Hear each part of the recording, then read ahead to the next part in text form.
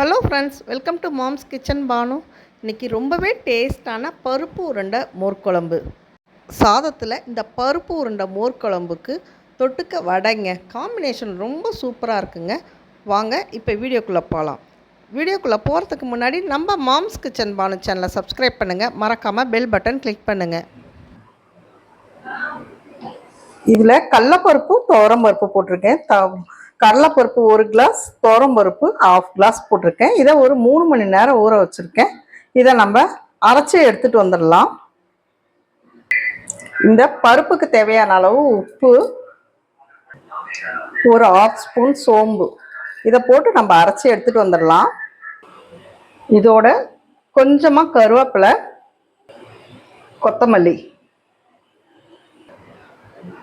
இதை நல்லா நம்ம பிசைஞ்சுக்கலாம். ஆல்ரெடி நம்ம உப்பு போட்டிருக்கோம், அதனால உப்பு போட வேண்டியதில்லை. அரைக்கும் போதே நம்ம உப்பு போட்டிருக்கோம்.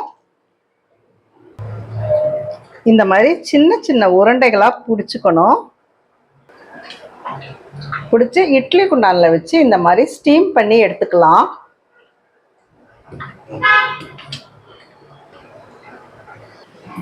பாருங்க, இது மாதிரி இட்லி குண்டானில் வச்சு நம்ம எல்லாம் ஸ்டீம் பண்ணி எடுத்துக்கணும். இதில் ஒரு 10லேருந்து 15 நிமிஷம் வரைக்கும் வேக வைக்கணும். இதோட கொஞ்சம் சிறிதளவு தேங்காய் கட் பண்ணி வச்சுருக்கேன். அரிசி, துவரம்பருப்பு ஊற வச்சு வச்சுருக்கேன், அதையும் இதோட போட்டுக்கலாம். ஊற வச்ச அரிசி, துவரம்பருப்பு, ஒரு 1/2 ஸ்பூன் ஜீரகம், இதை நம்ம முதல்ல அரைச்சி எடுத்துகிட்டு வந்துடலாம். இப்போ ஒரு பாத்திரத்தில் 2 ஸ்பூன் ஆயில் ஊற்றிக்கலாம்.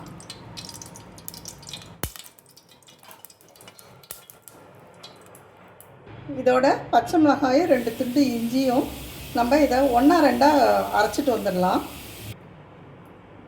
எண்ணெயில் 1 ஸ்பூன் சோம்பு போட்டுக்கலாம். இது குழம்புக்கு நல்ல மணத்தை கொடுக்கும்.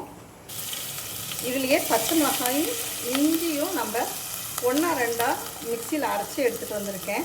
இந்த மாதிரி அரைச்சி போடும்போது குழம்புக்கு நல்லா காரமும் கொடுக்கும், அதே சமயம் டேஸ்ட்டும் கொடுக்கும்.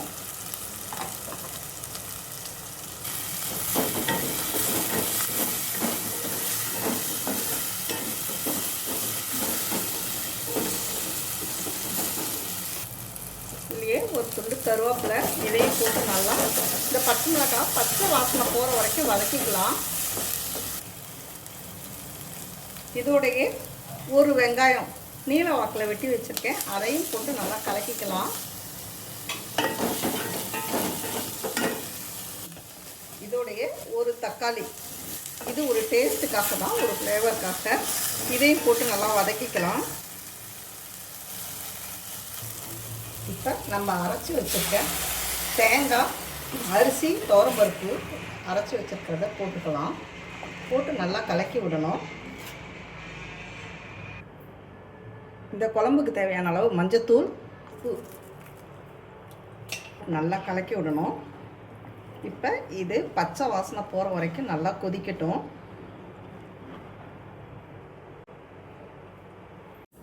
இப்போ இந்த தேங்காய் நல்லா கொதிச்சிடுச்சு, நல்லா கொதிச்சு வந்துடுச்சு.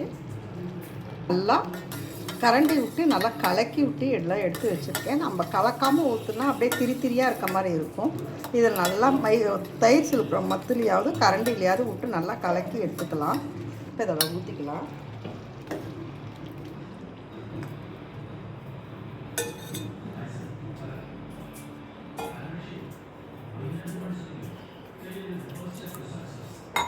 நம்ம அரைச்சி வச்சுருக்க பருப்பு இருக்குது இல்லைங்களா, அதுலேயே ஆல்ரெடி உப்பு எல்லாமே போட்டுட்டேன்.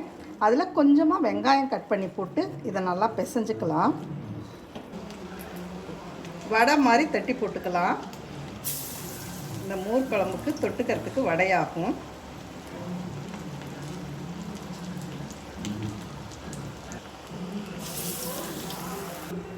இப்போ நம்ம வேக வச்சுருக்கிற உருண்டைகளை எடுத்து இந்த மோர் குழம்புல போட்டுடலாம்.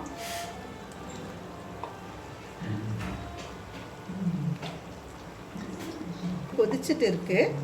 இப்போ இந்த கொதிக்கிற மோர் குழம்புல இதெல்லாமே போட்டுடலாம். போட்டு சும்மா ஒரு கொதி வரட்டும்.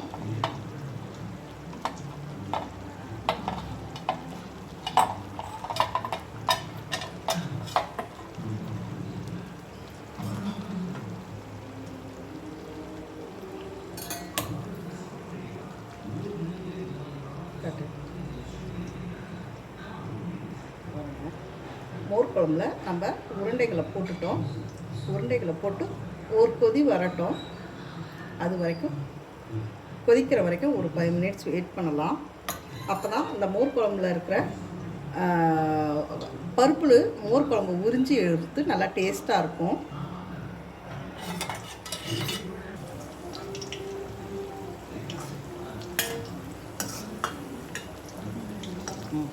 நம்ம மோர் குழம்புல இல்லை மேலாப்பில் கொஞ்சம் கொத்தமல்லி இலை தூவிடலாங்க. இப்போ டேஸ்டான பருப்பு உருண்டை மோர் குழம்பு ரெடி ஆயிடுச்சு.